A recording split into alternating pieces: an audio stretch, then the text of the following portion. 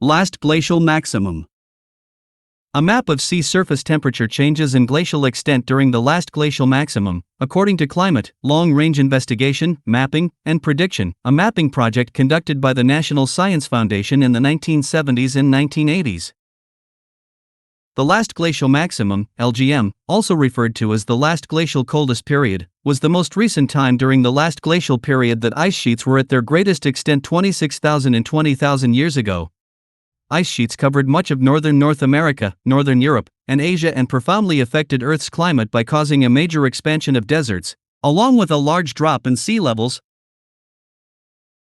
Based on changes in position of ice sheet margins dated via terrestrial cosmogenic nuclides and radiocarbon dating, growth of ice sheets in the southern hemisphere commenced 33,000 years ago and maximum coverage has been estimated to have occurred sometime between 26,500 years ago and 20,000 years ago. After this, deglaciation caused an abrupt rise in sea level. Decline of the West Antarctica ice sheet occurred between 14,000 and 15,000 years ago, consistent with evidence for another abrupt rise in the sea level about 14,500 years ago. Glacier fluctuations around the Strait of Magellan suggest the peak in glacial surface area was constrained to between 25,200 and 23,100 years ago. There are no agreed dates for the beginning and end of the LGM, and researchers select dates depending on their criteria and the data set consulted. Jennifer French, an archaeologist specializing in the European Paleolithic, dates its onset at 27,500 years ago, with ice sheets at their maximum by around 26,000 years ago and deglaciation commencing between 20,000 and 19,000 years ago. The LGM is referred to in Britain as the Dimlington Stadial, dated to between 31,000 and 16,000 years ago. Glacial climate. Temperature proxies for the last 40,000 years. A map of vegetation patterns during the last glacial maximum. The average global temperature around 19,000 BC, about 21,000 years ago, was about 6 degrees Celsius 11 degrees Fahrenheit colder than today. According to the United States Geological Survey, USGS, permanent summer ice covered about 8% of Earth's surface and 25% of the land area during the last glacial maximum. The USGS also states that sea level was about 125 meters, 410 feet, lower than in present times, 2012. When comparing to the present, the average global temperature was 15 degrees Celsius 59 degrees Fahrenheit for the 2013 to 2017 period. As of 2012, about 3.1% of Earth's surface and 10.7% of the land area is covered in year-round ice. Carbon sequestration in the highly stratified and productive Southern Ocean was essential in producing the LGM. The formation of an ice sheet or ice cap requires both prolonged cold and precipitation, snow. Hence, despite having temperatures similar to those of glaciated areas in North America and Europe, East Asia remained unglaciated except at higher elevations. This difference was because the ice sheets in Europe produced extensive anticyclones above them. These anticyclones generated air masses that were so dry on reaching Siberia and Manchuria that precipitation sufficient for the formation of glaciers could never occur, except in Kamchatka where these westerly winds lifted moisture from the Sea of Japan. The relative warmth of the Pacific Ocean due to the shutting down of the Oyashio Current and the presence of large east-west mountain ranges were secondary factors that prevented the development of continental glaciation in Asia. All over the world, climates at the last glacial maximum were cooler and almost everywhere drier. In extreme cases, such as South Australia and the Sahel, rainfall could have been diminished by up to 90% compared to the present, with flora diminished to almost the same degree as in glaciated areas of Europe and North America. Even in less affected regions, rainforest cover was greatly diminished, especially in West Africa where a few refugia were surrounded by tropical grasslands. The Amazon rainforest was split into two large blocks by extensive savanna, and the tropical rainforests of Southeast Asia probably were similarly affected, with deciduous forests expanding in their place except on the east and west extremities of the Sundaland Shelf. Only in Central America and the Chaco region of Colombia did tropical rainforests remain substantially intact, probably due to the extraordinarily heavy rainfall of these regions. Most of the world's deserts expanded. Exceptions were in what is the present-day western United States, where changes in the jet stream brought heavy rain to areas that are now desert and large pluvial lakes formed, the best known being Lake Bonneville in Utah.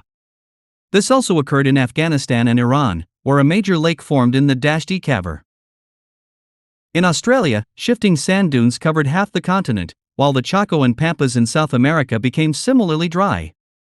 Present-day subtropical regions also lost most of their forest cover, notably in eastern Australia, the Atlantic forest of Brazil, and southern China, where open woodland became dominant due to much drier conditions. In northern China, unglaciated despite its cold climate, a mixture of grassland and tundra prevailed, and even here, the northern limit of tree growth was at least 20 degrees farther south than today. In the period before the LGM, many areas that became completely barren desert were wetter than they are today, notably in southern Australia, where Aboriginal occupation is believed to coincide with a wet period between 40,000 and 60,000 years before present, BP, a formal measurement of uncalibrated radiocarbon years, counted from 1950. In New Zealand and neighboring regions of the Pacific, temperatures may have been further depressed during part of the LGM by the world's most recent supervolcanic eruption, the Orowanui eruption, approximately 28,500 years BP. However, it is estimated that during the LGM, low to mid-latitude land surfaces at low elevation cooled on average by 5.8 degrees Celsius relative to their present-day temperatures, based on an analysis of noble gases dissolved in groundwater rather than examinations of species abundances that have been used in the past. World impact. During the last glacial maximum, much of the world was cold, dry, and inhospitable, with frequent storms and a dust-laden atmosphere. The dustiness of the atmosphere is a prominent feature in ice cores. Dust levels were as much as 20 to 25 times greater than they are in the present. This was probably due to a number of factors: reduced vegetation, stronger global winds, and less precipitation to clear dust from the atmosphere.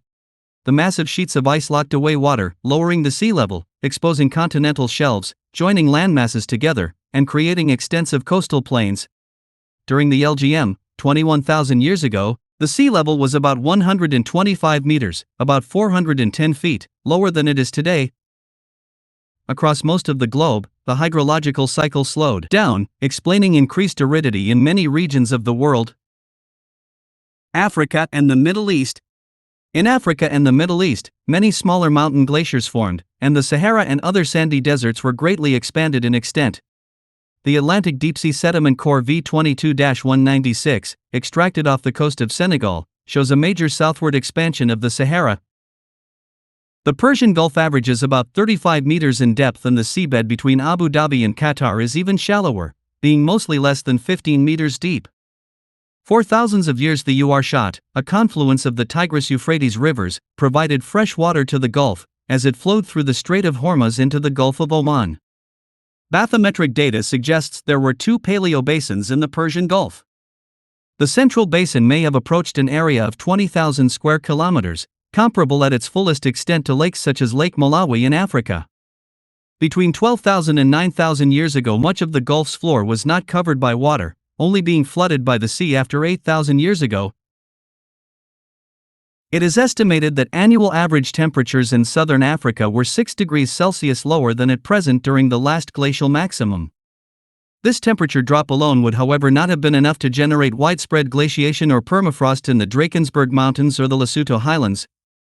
Seasonal freezing of the ground in the Lesotho Highlands might have reached depths of 2 meters or more below the surface. A few small glaciers did, however, develop during the LGM, in particular in south-facing slopes. In the Hex River Mountains, in the Western Cape, block streams and terraces found near the summit of Matroosberg evidences past periglacial activity which likely occurred during the LGM.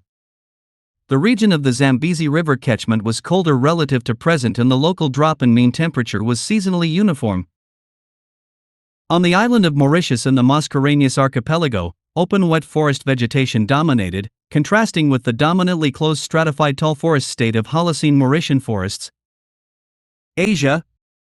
A map showing the probable extent of land and water at the time of the last glacial maximum, 20,000 years ago, and when the sea level was likely more than 110 meters lower than it is today. There were ice sheets in modern Tibet, although scientists continue to debate the extent to which the Tibetan plateau was covered with ice, as well as in Baltistan and Ladakh. In Southeast Asia, many smaller mountain glaciers formed, and permafrost covered Asia as far south as Beijing. Because of lowered sea levels, many of today's islands were joined to the continents, The Indonesian islands as far east as Borneo and Bali were connected to the Asian continent in a landmass called Sundaland. Palawan was also part of Sundaland, while the rest of the Philippine Islands formed one large island separated from the continent only by the Cebuta Passage and the Mindoro Strait. The environment along the coast of South China was not very different from that of the present day, featuring moist subtropical evergreen forests, despite sea levels in the South China Sea being about 100 meters lower than the present day. Australasia. The Australian mainland, New Guinea, Tasmania, and many smaller islands comprised a single land mass.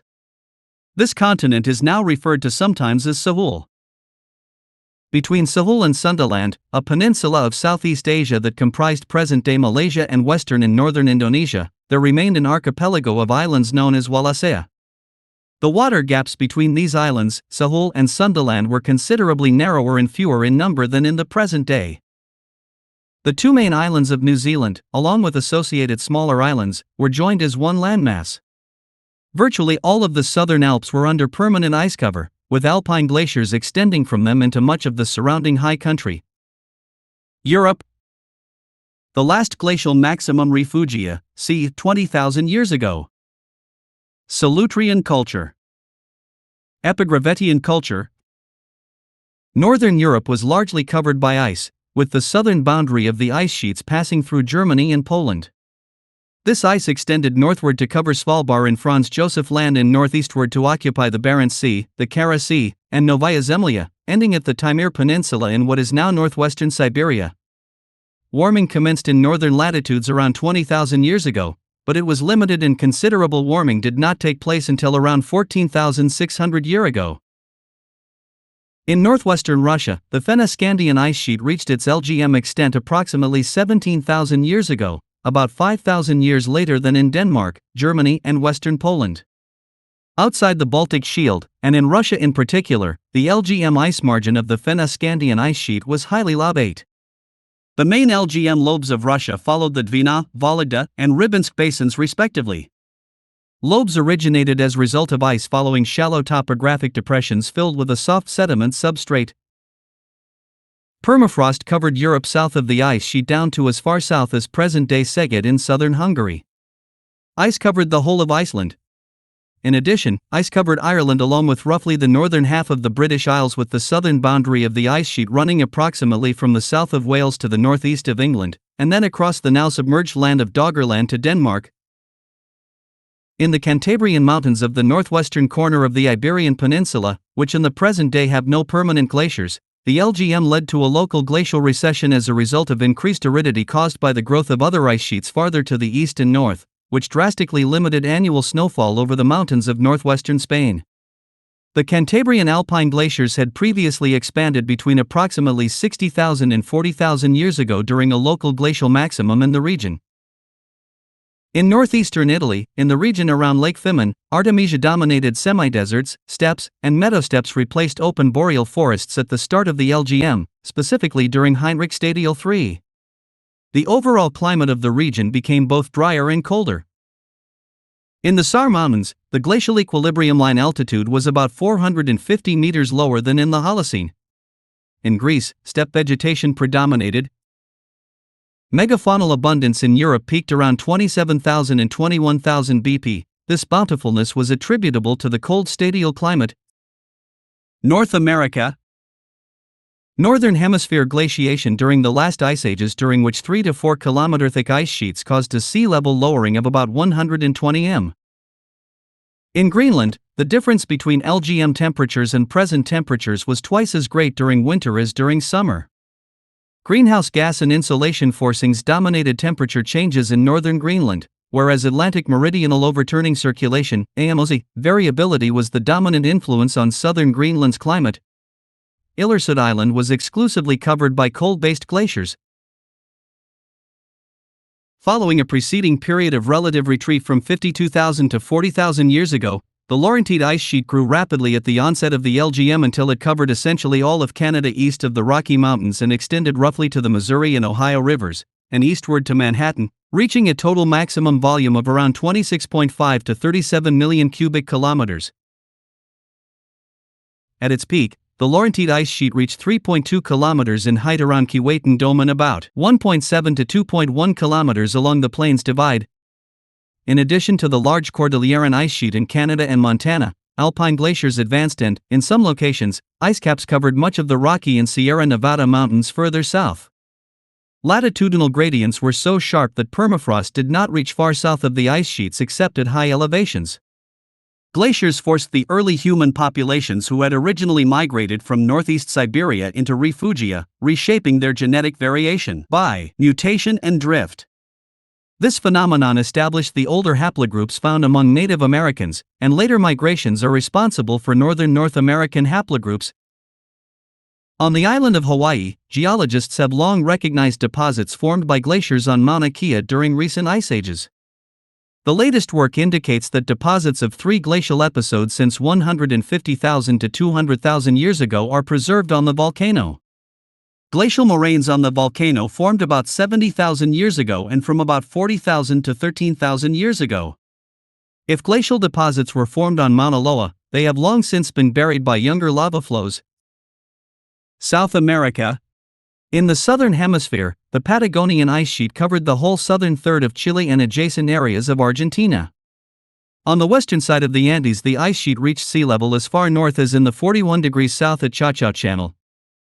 The western coast of Patagonia was largely glaciated, but some authors have pointed out the possible existence of ice-free refugia for some plant species. On the eastern side of the Andes, glacier lobes occupied the depressions of Sino Skyring, Sino Otway, Inutile Bay, and Beagle Channel. On the Straits of Magellan, ice reached as far as Segunda Angostura. A map of the world during the last glacial maximum. During the LGM, valley glaciers in the southern Andes, 38 to 43 degrees S, merged and descended from the Andes, occupying lacustrine and marine basins where they spread out, forming large Piedmont glacier lobes. Glaciers extended about 7 kilometers west of the modern Llanquihue Lake, but not more than 2 to 3 kilometers south of it. Nahuel Huapi Lake in Argentina was also glaciated by the same time. Over most of the Chiloé archipelago, glacier advance peaked 26,000 years ago, forming a long north-south moraine system along the eastern coast of Chiloé Island, 41.5 to 43 degrees S. By that time, the glaciation at the latitude of Chiloé was of ice sheet type, contrasting to the valley glaciation found further north in Chile. Despite glacier advances, much of the area west of Llanquihue Lake was still ice-free during the last glacial maximum. During the coldest period of the last glacial maximum, vegetation at this location was dominated by alpine herbs and wide open surfaces. The global warming that followed caused a slow change in vegetation towards a sparsely distributed vegetation dominated by Nothofagus species. Within this parkland vegetation, Magellanic moorland alternated with Nothofagus forest, and as warming progressed, even warm climate trees began to grow in the area. It is estimated that the tree line was depressed about 1,000 m relative to present-day elevations during the coldest period, but it rose gradually until 19,300 years ago. At that time, a cold reversal caused a replacement of much of the arboreal vegetation with Magellanic moorland and alpine species. Little is known about the extent of glaciers during last glacial maximum north of the Chilean Lake District. To the north, in the dry Andes of Central, and the last glacial maximum is associated with increased humidity and the verified advance of at least some mountain glaciers. In northwestern Argentina, pollen deposits record the altitudinal descent of the tree line during the LGM. Amazonia was much drier than in the present. Delta D values from plant waxes from the LGM are significantly more enriched than those in the present and those dating back to MIS3, evidencing this increased aridity. Eastern Brazil was also affected. The site of Guanambi in Bahia was much drier than today. Atlantic Ocean. Amoc was weaker and more shallow during the LGM. Sea surface temperatures in the western subtropical gyre of the North Atlantic were around 5 degrees Celsius colder compared to today. Intermediate depth waters of the North Atlantic were better ventilated during the LGM by glacial North Atlantic Intermediate Water, GNAIW, relative to its present-day ventilation by upper North Atlantic Deep Water, NADW. GNAIW was nutrient-poor compared to present-day upper NADW. Below GNAIW, southern source bottom water that was very rich in nutrients filled the deep North Atlantic.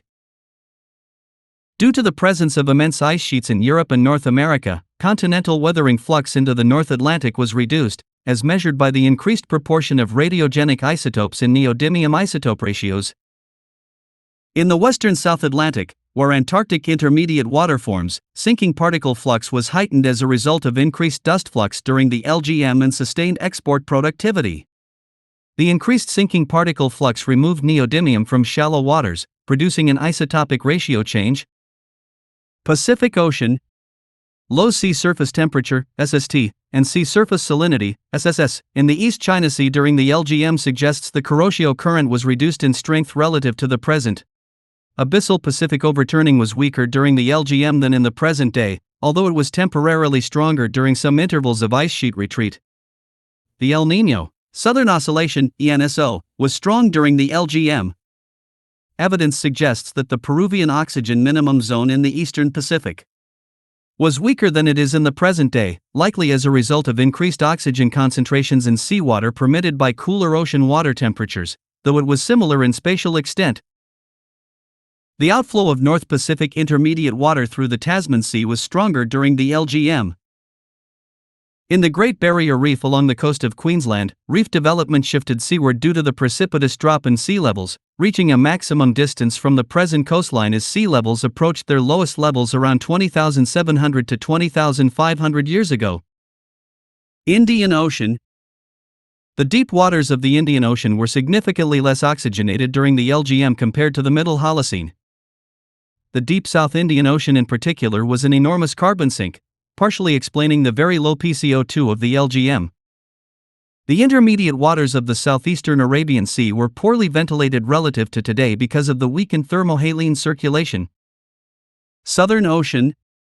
Evidence from sediment cores in the Scotia Sea suggests the Antarctic circumpolar current was weaker during the LGM than during the Holocene. The Antarctic Polar Front, APF, was located much farther to the north compared to its present-day location. Studies suggest it could have been placed as far north as 43 degrees south, reaching into the southern Indian Ocean. Late Glacial Period. The Late Glacial Period followed the LGM and preceded the Holocene, which started around 11,700 years ago,